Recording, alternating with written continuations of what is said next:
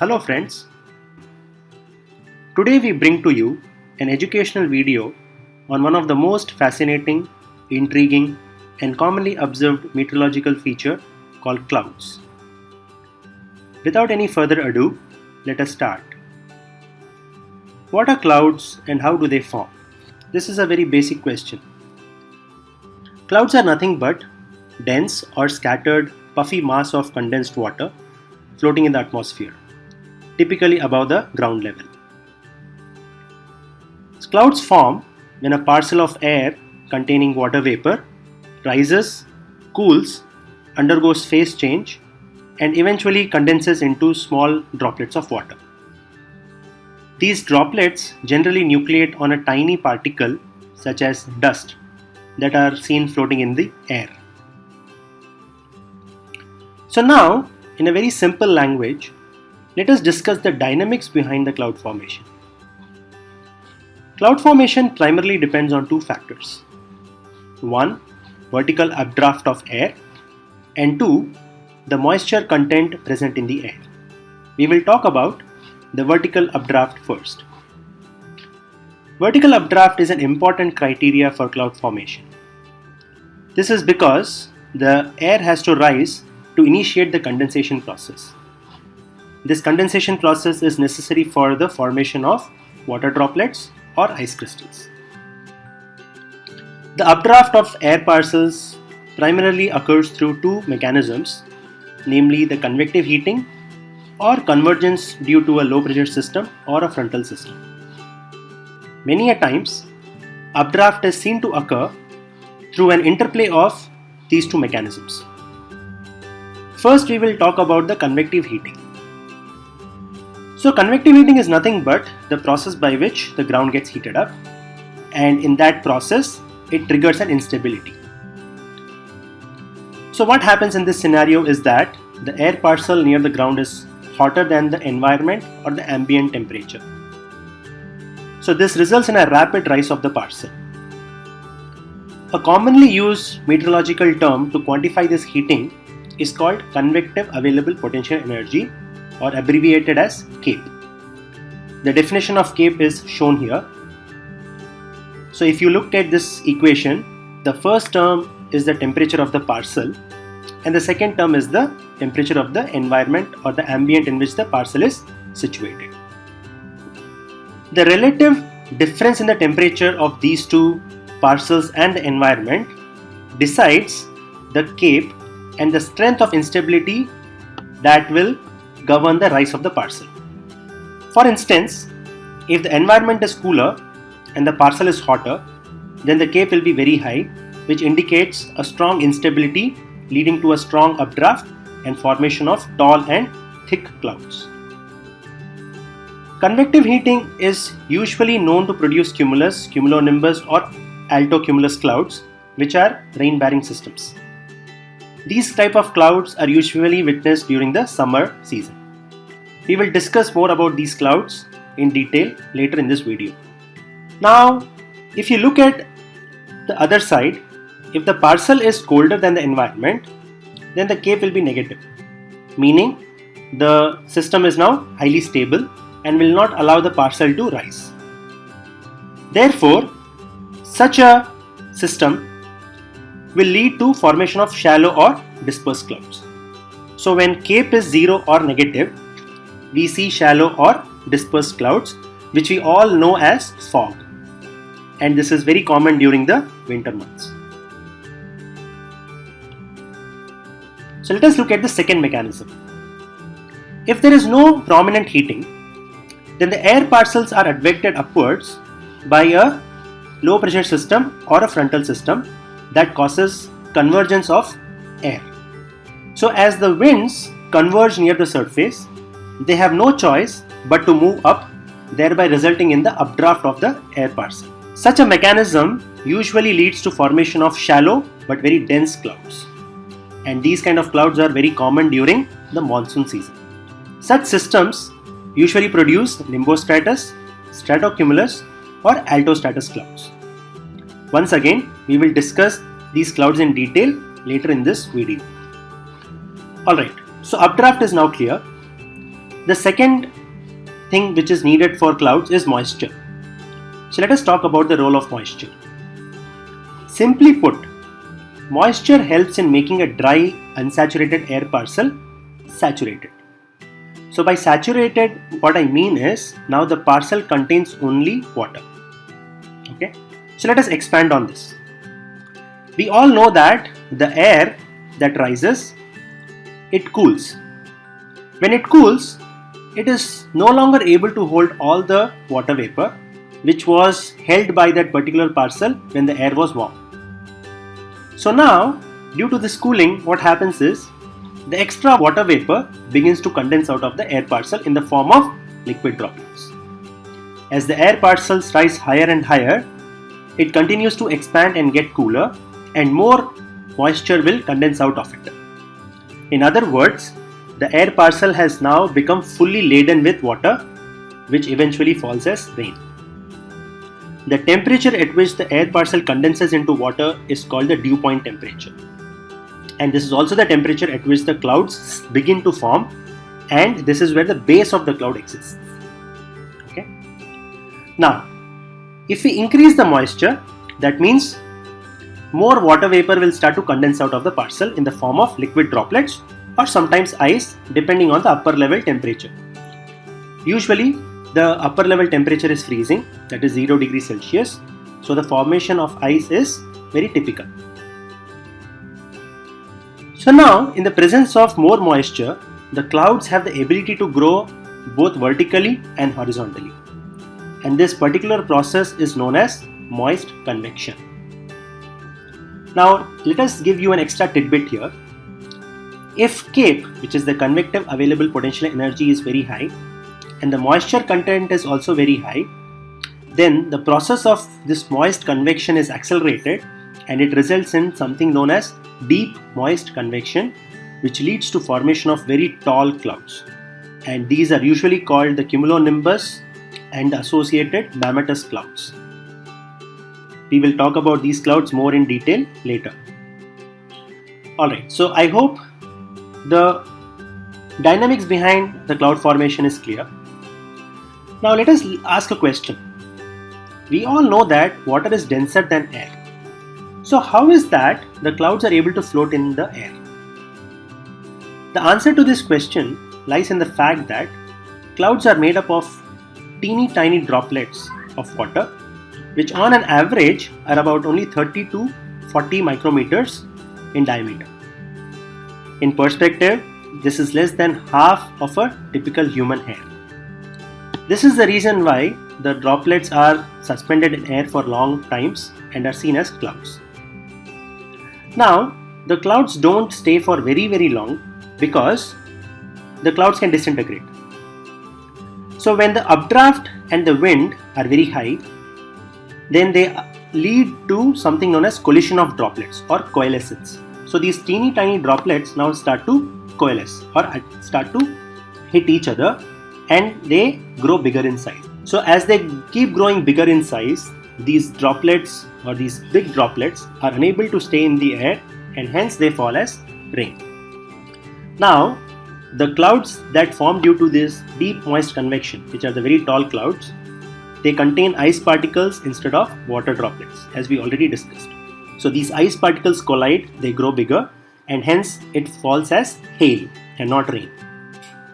The other interesting thing is, as these ice particles collide, they lead to thunder and lightning, which is commonly experienced during the thunderstorm season. Now, would like to give you a tidbit here. The presence of strong instability, the vertical updraft, and the collision of particles within a cloud, it leads to a vigorous turbulence inside the clouds. This is the reason why when you are flying through the clouds, you encounter a lot of turbulence. I hope you can relate to this turbulence. Every time when you pass through clouds, you must have felt that there is a lot of bouncing. And the reason is mainly because of the instability, the updraft and the collision, which leads to strong turbulence inside the clouds. We hope that the dynamics of cloud formation, the associated rain and hail activity that come along with it is clear now. Now let us look at some types of clouds. Here we are only going to discuss a few types, that are routinely encountered. Let us begin with the cumulus clouds. So cumulus clouds are puffy white or light grey clouds that look like floating cotton balls. These clouds have very sharp outline and a flat base, which is usually at a height of 1 kilometer. Cumulus clouds are usually associated with fair weather. Let us talk about a different type of cloud, which is cumulonimbus. Unlike cumulus clouds, cumulonimbus have very high vertical growth and they can grow as tall as 10 kilometers high. These clouds actually thrive on very high cape, which allow them to attain such tall heights. At those heights, the strong winds flatten the top of the clouds into an anvil-like shape. So these cumulonimbus clouds always have a flat top like an anvil, and they are usually associated with thunderstorms, heavy rain, hail, lightning and thunder. They have the capability to bring along intense storms as well. So that's why these cumulonimbus clouds are quite dangerous, because they form usually in the evening and they give rise to very heavy rainfall events on a localized scale. Next, we will talk about stratus clouds. Stratus clouds are low and have a very uniform grey color, and they usually cover most of the sky. These kind of clouds are very common during monsoon season, which are the shallow, dense clouds covering the whole sky. And these stratus clouds usually are associated with light to moderate rains, which is very common during the monsoon season. Now the next one is stratonimbus. The stratonimbus clouds are very dark clouds which have ragged bases and sit low in the sky. They are associated with continuous rains which may go on for hours, and they cover the whole sky. So just before a heavy rain is about to occur, if you see that the sky is darkening and it is pitch dark, then you know that it is the nimbostratus or the stratus nimbus clouds which are coming, and that is a sign of an approaching heavy rain which may last for few hours. And these type of nimbostratus clouds are very common during monsoon events. Next, we will talk about lenticular or lee wave clouds that form downwind of an obstacle, usually a mountain, in the path of a strong air current. So as the air moves up and over the mountain, the lenticular clouds just form on the mountain top. These clouds form usually on the windward side of the mountain, and they usually evaporate as they go on the leeward side. The beauty of these clouds is that they appear stationary. Okay, so they will always appear stationary on top of a mountain. The reason is because as the air rises up, continuous condensation process is happening and continuous clouds are forming on the mountain top, but as the parcel begins to come downward, then it evaporates. That's why these clouds look like they are stationary. And depending on the amount of moisture, these clouds can dump a lot of rain on the windward side of the mountains. Now we will talk about another type of cloud which is known as altocumulus. Altocumulus clouds are mid-level greyish white with one part darker than the other. They usually form in groups and are about 1 kilometer thick. Altocumulus clouds, if you see, are about as wide as your thumb when you hold your hand at an arm's length. A general saying is that if you see an altocumulus cloud on a warm, humid morning, then there might be a thunderstorm by the late afternoon. The next one is an altostratus clouds. These are also mid-level grey or bluish grey clouds that cover the whole sky. We usually see along with these clouds that the sun or the moon may shine through an altostratus clouds, but will appear watery or fuzzy. If you see alto stratus clouds, a storm with continuous rain might be on its way. Occasionally rain falls from an alto stratus clouds, but if the rain hits the ground, then that means the cloud has become limbostratus. That means the alto stratus clouds have descended from a higher height to a lower height. Next, we will talk about cirrocumulus. Cirrocumulus clouds are small rounded puffs that usually appear in long rows high in the sky. They are very tall, so these clouds are much above the ground level. These are not shallow clouds, they are tall clouds. Cirrocumulus are usually white, but sometimes they appear grey. When these clouds cover a lot of sky, they can look like scales of a fish, which is also called as mackerel sky.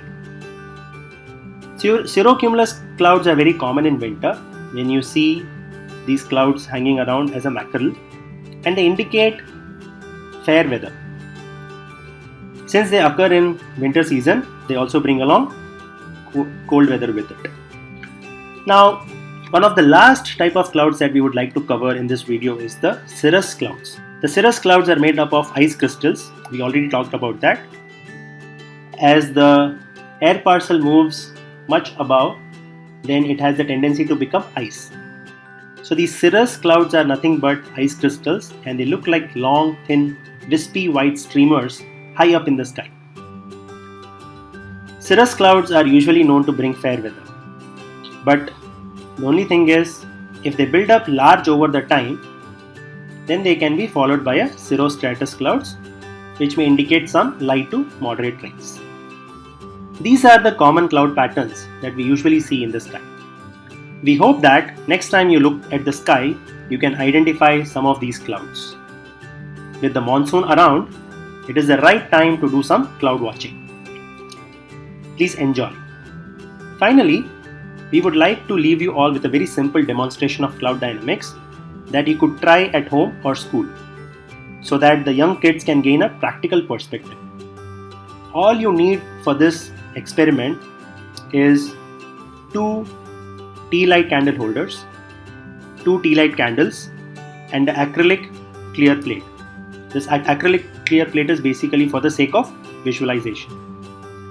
What you do is fill one of the holders with water and the other one doesn't have water. Ignite the candle and keep it below, which is now the source of heating or updraft. Over time, the one with the water in it will evaporate and it will form water vapor or moisture. As the air rises, it will cool and leave droplets on the acrylic plate, which is the signature of a cloud. The other holder without the water will not show any such signature.